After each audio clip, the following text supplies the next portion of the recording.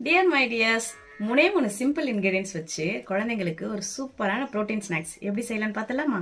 அந்த மூணு இன்கிரீடியன்ட்ல முக்கியமானது வேர்க்கடலை. நான் ஒரு 120 கிராம் வேர்க்கடலை எடுத்திருக்கேன். அதை ஒரு 2 நிமிஷம் ட்ரை ரோஸ்ட் பண்ணி எடுத்துக்கிட்டேன்.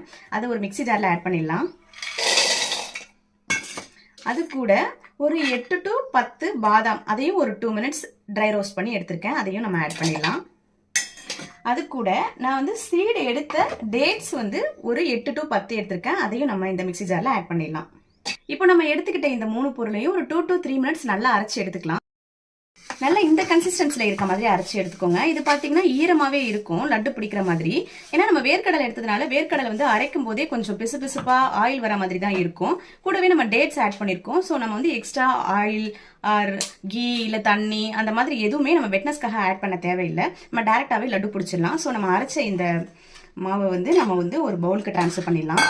இப்போ இதை நம்ம சின்ன சின்ன லட்டுவா உருட்டி எடுத்துக்கலாம். ஒரு 15 to 20 கிராம் அளவு இருக்க மாதிரி லட்டுவா உருட்டி எடுத்துக்கோங்க. பாப்பாக்கு நான் இது ஒரு 10 மந்த்லேருந்தே கொடுத்துட்டு இருக்கேன். இது தாராளமா 1 year plus பேபிக்கு கொடுக்கலாம். நான் பாத்தீங்கன்னா பாப்பாக்கு வெளியிலேருந்து எந்த ஸ்நாக்ஸும் வாங்கி கொடுக்கறது இல்லை. இதே மாதிரி தான் ஹெல்த்தியா வீட்லேயே செஞ்சு கொடுத்துட்டு இருக்கேன்.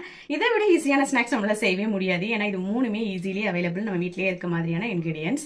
இதுல நீங்க பாதாம் அவாய்ட் பண்ணிட்டு வெறும் வேர்க்கடலையும் டேட்ஸ் மட்டுமே கூட வச்சு செய்யலாம். அதுவுமே டேஸ்ட் சூப்பரா இருக்கும். இதை நீங்க ஒரு 10 days வரைக்கும் ஸ்டோர் பண்ணி வச்சிருந்து கொடுக்கலாம். அவ்வளவுதான். பிடிச்சிருந்தா ட்ரை பண்ணி பாருங்க.